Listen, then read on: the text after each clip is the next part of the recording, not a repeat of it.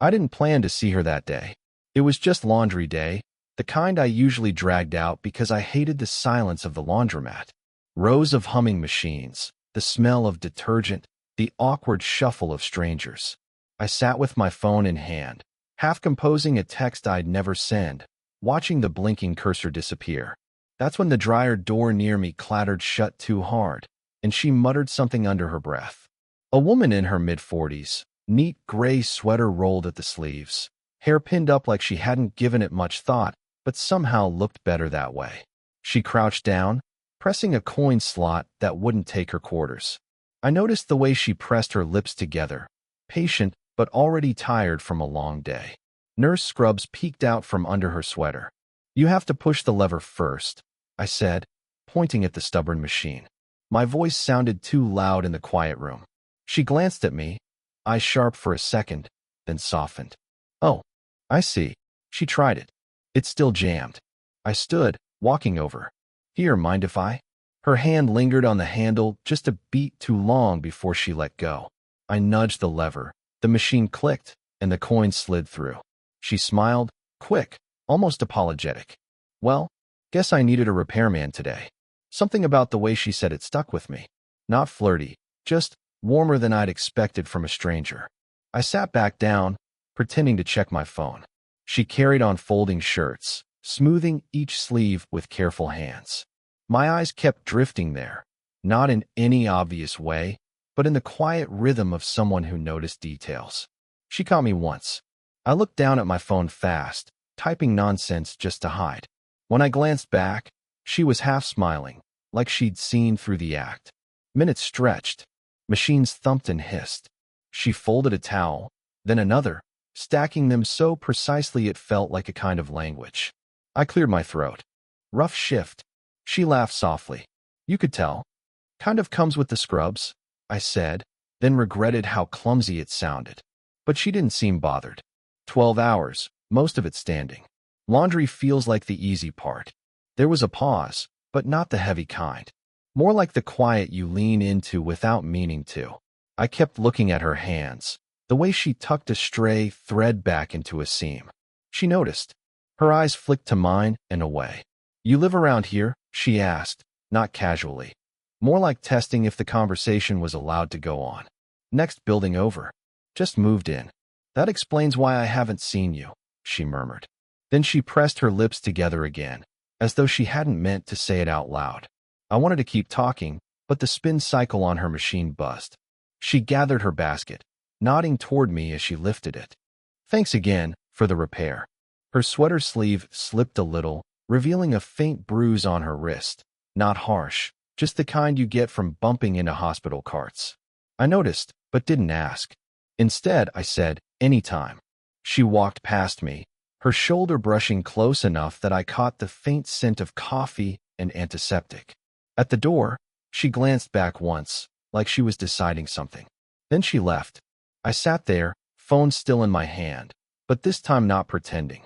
When I finally stood to leave, a folded napkin was tucked on top of my basket. In neat handwriting, a phone number.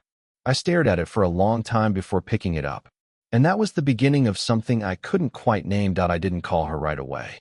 The napkin sat on my desk for 3 days, folded and unfolded so many times the crease began to fray. I kept imagining what it would mean, not just dialing her number, but what came after.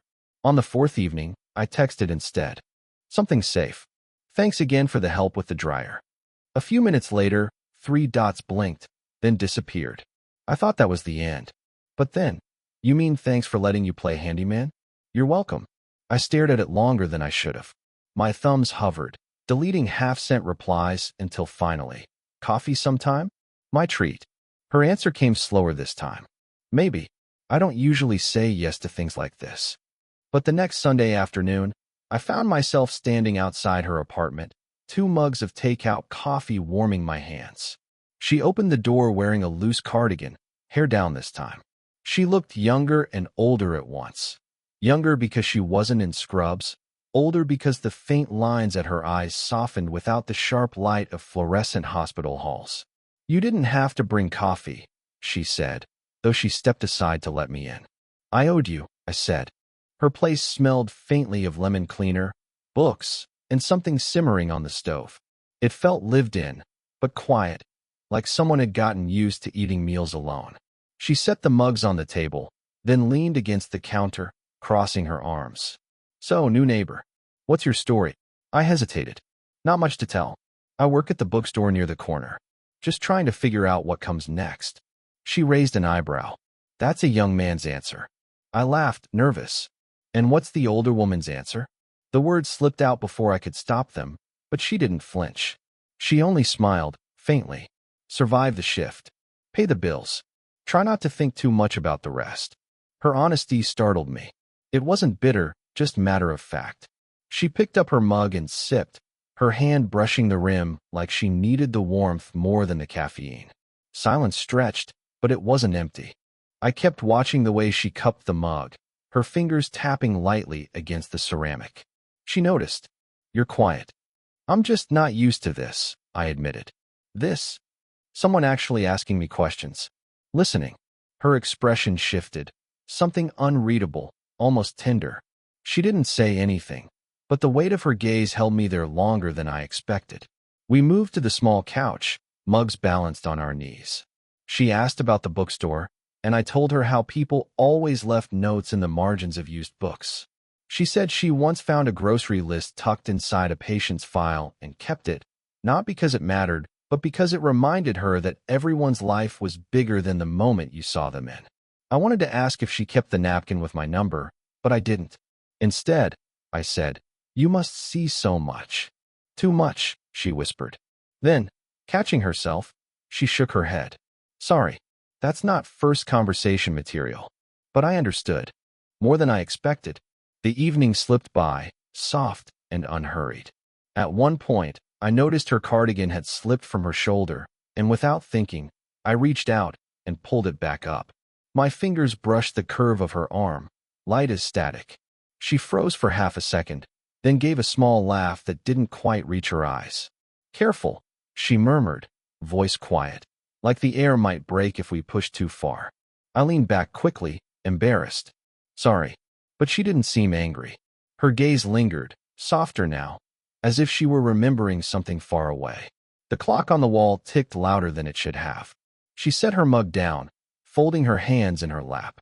I mirrored her without thinking, my knees angled toward hers. She finally said, "You should go before it gets too late." I stood, reluctant, my jacket half-buttoned. At the door, she touched my sleeve lightly, just enough to stop me. "Thank you for coming by," she said. It was such an ordinary phrase, but the way her fingers rested there, a fraction too long, like they didn't want to let go, made it feel like something else entirely.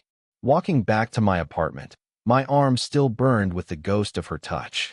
I don't know why that moment stayed with me.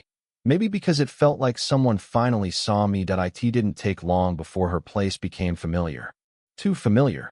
Some evenings she'd knock on my door with leftover soup in a container. Other times I'd show up with a bag of groceries I claimed I'd bought too much of. Neither of us said it outright, but we were orbiting closer, pretending it was convenience.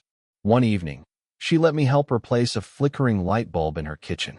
She stood just below me as I stretched on the chair, her hands hovering near my waist, not quite touching, like she wasn't sure if I might fall. When the bulb clicked on, the sudden brightness made her blink. "You'd make a decent handyman," she said, half smiling. "Better than bookstore clerk." Her laugh came too fast, almost forced. Then she grew quiet, her eyes on the floor tiles. "Don't make me compare." Something in her tone, too sharp, too quick, made me pause. We both knew what she meant, or what she didn't want to mean. Later, we sat at her table, mugs of tea steaming between us. The silence wasn't uncomfortable, but it was tight, strung like a thread. I fiddled with the handle of my cup. "You're hard to read, you know." Her lips curved, not quite a smile. "Good. That keeps you safe." I wanted to ask safe from what? Or who? But I didn't. The sound of keys rattling in the hallway broke the stillness. A neighbor's door shut with a thud. We both stiffened, as if the world outside might suddenly notice the hours we'd been spending together. She pushed her chair back, stood too quickly. "It's late. You should go." I finished for her. Her eyes flicked to mine. Not angry, just afraid.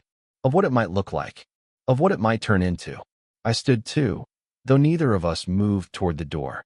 The kitchen light hummed faintly overhead. She leaned back against the counter, arms crossed, as if trying to shield herself. I stayed where I was, my hands shoved in my pockets, shifting my weight. There was something fragile in the space between us. Like one wrong move would tip it too far. I don't know what you think this is, she whispered. I don't either, I admitted. Our eyes held longer than they should have. Her fingers tapped lightly against her arm, nervous, betraying more than her voice did. I found myself leaning forward, slow, almost without realizing. Her breath caught. For a second, the room tilted. Closer, warmer, the space between us gone. And then, she turned her head, just enough. My lips brushed the edge of her hair instead of her mouth. Silence. The clock ticking loud in the next room. Her hand came up, rested briefly on my chest. Not pushing, not pulling. Just there. I can't, she said softly. But her touch stayed longer than her words that it rained the whole week. Long, steady downpours that blurred the windows and made the hallway smell like damp carpet. On Thursday evening, I found her sitting on the front steps of the building, a small umbrella propped above her, hospital badge still clipped to her sweater. I almost walked past, but she shifted, making space on the step beside her. I sat, the rain pattering just out of reach. You're home late, I said. Double shift, she murmured, her voice thin. She rubbed her hands together, then folded them tight, like she didn't want them seen. For a while we just listened to the water in the gutters, cars hissing by. You ever think, she said suddenly, that if you'd taken one different turn, you'd be living a completely different life? Her eyes stayed forward, not on me. All the time, I admitted. She nodded, as if she'd been waiting for that. Then her shoulders slumped, the tension in them leaking out. Sometimes I think I missed the one turn that mattered. And now it's just going through the motions. Her honesty hung there. My throat tightened with words I didn't know how to form. I tried anyway. Maybe this is the turn. She turned to me then, really turned, eyes wide like she hadn't expected that answer. A flash of something raw crossed her face. Fear, maybe, or longing. Her lips parted, then closed. She shook her head, almost smiling but not quite. You don't know what you're saying. I swallowed. I think I do. The air between us grew heavy, warmer than the rain. My chest ached with the weight of things unsaid. She let out a soft laugh, broken at the edges. God, you're young. I'm not that young.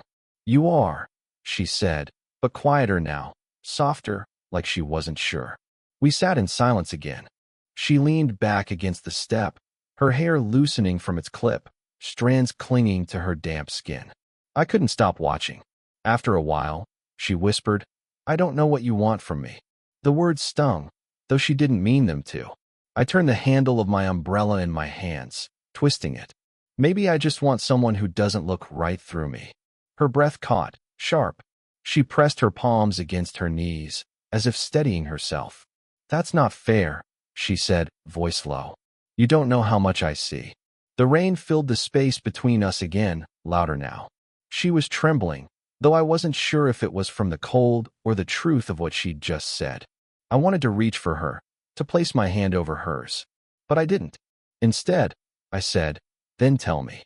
Her eyes glistened in the dim streetlight. She looked down at her hands, then up at me, holding my gaze for the longest moment yet. Something shifted then, walls lowering, if only an inch. I see someone who reminds me of all the things I thought I'd outgrown, she said finally. Hope, recklessness, wanting, and it terrifies me. Her voice cracked on the last word. I sat frozen, every muscle pulled tight. Her confession felt like a door swinging open and closed in the same breath. I leaned forward slightly, the rain misting our shoes, and whispered, what if I feel the same? She inhaled sharply, her body tense. Her hand twitched as if reaching toward mine, but stopped halfway, hovering in the air between us. We sat like that, suspended, the rain a curtain around us. And then she asked, barely audible, what happens if we don't stop? After that night on the steps, things shifted. Subtle, but enough that I noticed. She didn't knock on my door anymore with leftovers. She started coming home later, slipping past quickly with a tired wave instead of stopping to talk. At first, I told myself it was just work. The hospital, extra shifts. But there was a different kind of distance in her, deliberate, measured. I tried once, texting, "Want coffee later?" No reply, not even the three dots. The silence gnawed at me more than I wanted to admit. One Saturday, I caught sight of her outside. She was walking with a teenage girl, maybe 16, maybe 17, tall, with the same dark eyes. Her daughter. They carried grocery bags between them, laughing softly at something I couldn't hear. It hit me harder than I expected. Not because I didn't know she had a family, she'd never said, but I should have guessed. It was the way she looked in that moment. Lighter, easier, like someone I barely recognized. When she saw me across the street, her expression changed instantly. She raised a hand in a stiff wave, then guided the girl toward the building without crossing over. No introduction. No pause. That night, I kept replaying the look in her eyes. Not guilt. Not anger. Something closer to protection. The next few days, I stayed away. I busied myself with extra hours at the bookstore, alphabetizing spines no one cared about, carrying boxes heavier than they looked. My phone sat in my pocket, a constant weight, but I never pulled it out. When I finally did, late one night, I typed. I didn't mean to make things complicated. I stared at the words, thumb hovering over send. Then I deleted them. I saw her again a week later, in the laundry room. The same machine that had started all this was humming behind her. She folded her clothes quickly, mechanically. No cardigan this time, just scrubs and a jacket half-zipped. "Hey," I said, trying to sound casual. She glanced up. Her eyes softened for a second, then hardened again. "Hi." Nothing more. The silence pressed down. I wanted to ask about her daughter, about why she'd pulled away, about whether she still thought of that night in the rain. But the words jammed in my throat. She closed her basket and lifted it to her hip. I stepped aside, too fast, letting her pass. Her shoulder brushed mine like before, but this time there was no pause, no lingering. When she left, I sat on the bench and stared at the empty machines. The sound of tumbling clothes was too loud. I typed again on my phone. "Do you want me to stop?" My thumb hovered. The glow of the screen lit my face, waiting for my choice. I didn't send it. Instead, I slid the phone back into my pocket, leaned forward, and let the silence close in. I didn't feel heartbroken. I felt paused, like life forgot to finish the sentence that it happened late, almost by accident. I'd gone downstairs to throw out trash, hoodie zipped, head down. She was already there by the bins, struggling with a heavy bag. I almost turned back, but she noticed me. "Could you?" she started, then stopped. Her voice was thinner than usual. I stepped forward anyway, took the bag from her hands, set it down with the rest. When I straightened, she was staring at me like she hadn't meant to let the words slip out. "Thanks," she said softly. We stood there in the narrow light of the basement, shadows stretching against the concrete wall. Neither of us moved. "Finally," I said, "did I do something wrong?" Her eyes flicked to mine, then away. "You didn't. That's the problem." It landed heavier than I expected. My chest tightened. "Then why are you?" I cut myself off, unsure if I wanted the answer. She pulled her jacket tighter around herself. "Because this isn't fair. Not to you. Not to me. Not to anyone." Silence pressed in. I could hear the faint hum of the building's boiler, the drip of a pipe somewhere behind us. "I saw you," I said quietly. "With your daughter." Her jaw tightened. "Yes. You didn't tell me. It's not something I lead with." She laughed once, hollow. "What was I supposed to say? That I've already lived a whole life before you even started yours?" The words stung, not because they were cruel, but because they were true. I looked down at my shoes. I didn't want to be another problem you had to manage. Her breath hitched. She stepped closer, not much, just enough that I felt her presence warm in the cool air. "You're not a problem," she whispered. Then quieter, almost to herself. "You're a reminder." Of what? She didn't say, but I felt the weight of it. I lifted my head. Our eyes locked. For once, neither of us looked away. "I can't stop thinking about you," I admitted, the words clumsy but honest. Her hands tightened on her sleeves. "Don't say that." I already did. The silence that followed was unbearable. My heart beat too fast, my throat dry. Finally, she exhaled. I've tried to push you away. I thought it would be easier. But it isn't. Her voice cracked, and she pressed a hand to her face, just for a second, as though to hide. I wanted to reach for her, but I stayed still. So what do we do? She lowered her hand, looked at me, eyes raw. We're standing in a basement, avoiding the truth. That's what we're doing. I almost laughed at the absurdity, but it came out shaky.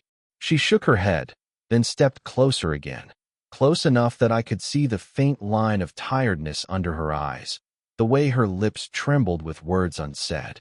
You scare me, she admitted. Not because of who you are, but because of what I want when you're here. The air between us went still. I swallowed hard. Then maybe we stop pretending we don't. Her face shifted. Fear and relief tangled together. We didn't move for a long moment. Then, slowly, she reached out and touched my sleeve, fingers brushing fabric, hesitant but deliberate. It wasn't a kiss. It wasn't a confession wrapped in pretty words. It was just her hand, resting there, as she whispered the smallest, quietest thing. Okay. Time didn't solve everything, but it softened the edges. Weeks passed. The pauses between us grew less sharp, less afraid. We didn't name what we were. We didn't need to. Sometimes it was as simple as her knocking on my door at 8:47 a.m. before heading to her shift, holding out a thermos. Black coffee. No sugar. She remembered after only seeing me drink it once. Other times it was me sitting on the bench outside the building after work, waiting. She'd come down in her cardigan, hair loose, 2 mugs of tea balanced in her hands. We didn't always talk. Sometimes we just listened to the cars passing, the leaves shifting. The silence felt different now, not avoidance, but belonging. She still worked too many hours. She still came home tired. Her daughter still dropped by on weekends, and when she did, I gave them space. It wasn't my place to step into everything. Not yet. Maybe not ever fully. But the strange thing was, I didn't mind. Because even in the gaps, she let me in small ways. Once, after a hard shift, she came to my door, shoulders slumped. She didn't explain. She didn't need to. I just set water on the stove, dropped the tea bag in, and slid the mug across the table when she sat down.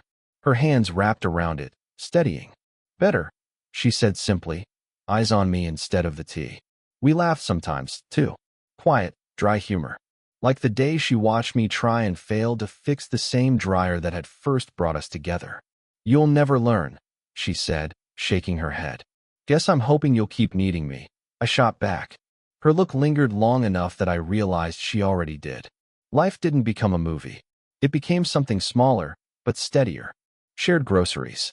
A knock at the door when one of us had leftovers. A folded blanket left on my couch when I dozed off watching something too late. Not perfect, but warm. One evening, months later, we ended up on the same steps where the rain had once held us in place. The sky was clear this time. She leaned against my shoulder, cardigan pulled tight.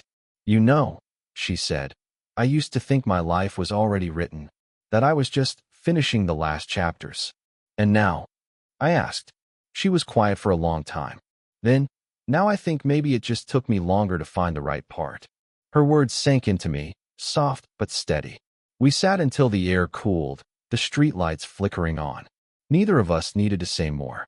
And in that quiet, I understood, love doesn't always arrive loudly. Sometimes it starts with a broken dryer, or a borrowed cup of coffee, or a number left on a napkin. Sometimes it just keeps showing up until it becomes part of you. I don't remember every word we said that night, but I do remember the way she slipped her hand into mine, casual, like it had always been there. A gesture no one else would notice. But we did. That was enough.